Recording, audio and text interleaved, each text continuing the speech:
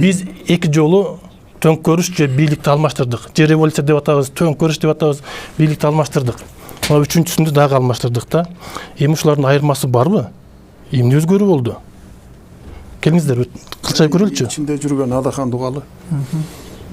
Аксакалдашпайлы. Аксакалдарда кайсы акыл калды азыр? Акылдын баары силерде. Түкемдин бул ишараты белгилүү да. Аксакалдарда деп айтканымдын себеби азыр баягы бир кандайдыр толкун пайда болду да. Биз эле биз деп көкүрөк чапкандар пайда болуп калды. Аксакалдар эки себептен ушундай пикирин айта албай калды. Биринчиден, ошону айтаар аксакал калган жок. Экинчиден, ошол аксакалдар, калган аксакалдар дагы айтса, аны угаар эл калган жок. Мына ошондой эки жагы тең ушундай болуп калды. Эми кандай болду? Айырмасы барбы? Айырмасы сөзсүз түрдө бар.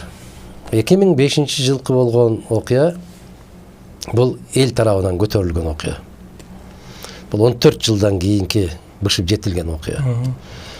2010-жылкы болгон окуя бул саясатчылардын жасаган окуясы. Кечеки болгон окуядагы бул саясатчылардын калың катмар элдин арасынан чыккан мындай бир толкундоо деп айтканга ооз барбайт. Жакшы көрөбү, жаман көрөбү, тарых баарын ордуна коет. Эртең бүрсүгүн баарын ордуна коет. Шайлоонун өткөндүгүнө нааразычылык билдирүү маселеси баягы иштейин тамак келгенде ачылат дегендей, бийликтин өтө алсыз экендигин, бийликтин өтө туруксуз экендигин көргөндөн кийин уламдан улам баягы талаптары күчөп отурду. Өкмөт кетсин деди. Өкмөт кетти. Президент кетсин деди. Президент кетти. Эң коркунучтуусу жогорку кеңеш кетсин, төрагасы кетсин. Эгер кетпесе үйүңө баратабыз деген чакырыктар башталып кеткендиги. Бул аябагандай жеткен чек ушул биздин коомдун маданиятынын деңгээлин же мамлекеттик органдардын ошого алсыз экендигин, мамлекеттик органдардын түккө жарабаган күчү жок экендигин, тек гана жана куурчак болуп гана отургандыктарынан, мына ушундай бир кичине иш аракет болуп кетсе, ички иштер министрлигинде качып кетип барса, коопсуздук кызматынын жетекчиси да качып кетип, бүтүндөй баары качып кетип барды. Алар эмне аш тойго келгенде гана министр өлкөнүн башына ушундай оорчулук келгенде эмне болуп кетти? Бүт баары башын катып, үйдөн чыкпай бекинип жатып алды. Ошолордун жоопкерчилигин сөзсүз түрдө каралышы керек. Ошолорго жооп берилиши керек. Жанагы адилетсиз, мыйзамсыз шайлоодон келип чыкты да баары. 500 миң, жарым миллион адамды барып туруп көрүнгөн жака каттатып туруп, анан эки партия бөлүп алып 3 партия. Анан айра подкуп менен алып туруп, анан 900 миңден ашык голос алдык деп 120 мандаттын 107-син 3-ü алып туруп, анан бүтүн Кыргызстанга 13 партия коюп, калгандарга 13 мандат коюп, калгандарга эчтеке жок дегенде эл Эсоп калды. Эл деген болбойт деди да, эл деген. Мыйзамды окуп чыктым деп атпайбы, аягына чейин окубай калыптыр да. Себеп баягы 60-70-тен болсун депутаттар деп атпайбы.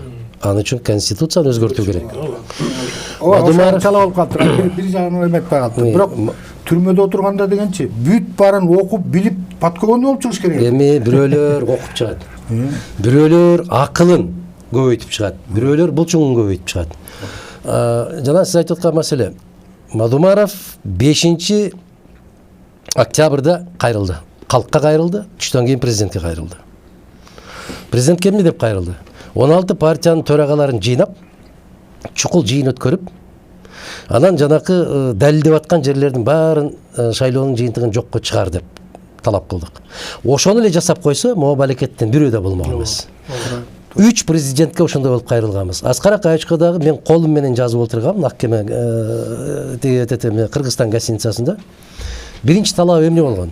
Танаевдин отставкасы. Экинчиден, баласы менен кызынын шайлоого барган жерин тааныбай коюу. Балдызы да бар эле. Анан үчүнчүсү, чыгып элге мен президенттик шайлоого катышпайм деп айтып коюңуз. Бүттү, башка талап болгон жок. Акаев кетсин деген эч ким болгон жок. Бакиевдин учурунда эмне өзгөчөлүк, эмне окшоштуктар бар.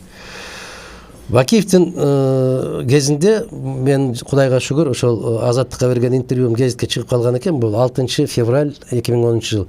Арабаны аттын алдына коюп чаап баратасыз. Кулайсыз, Кудай сактасын, кулайсыз сак болуң деп. Аскар Акаевичке жазган элем. Эгер токумду тетири токуп алдыңыз деп. Бу кишиге арабаны аттын алдына коюп алып чаап бардыңыз деп. Кечекинде Сооронбай Шариповичке мен кайрылганда айттым, ушуну тездетип курап, жанагы 3 партияны четтетип, жокко чыгарса, жанагындай жерлердин моол башаламандык болмок эмес. Экинчиси, 6 октябрдан баштап биздин талап бирөө гана болуп атат, мыйзам талаасына кир. Асан болосунбу, Үсен болосунбу, Итбай, Чотбай болосуң, ким болсоң бол. Ошол мыйзам талаасында кир да беки.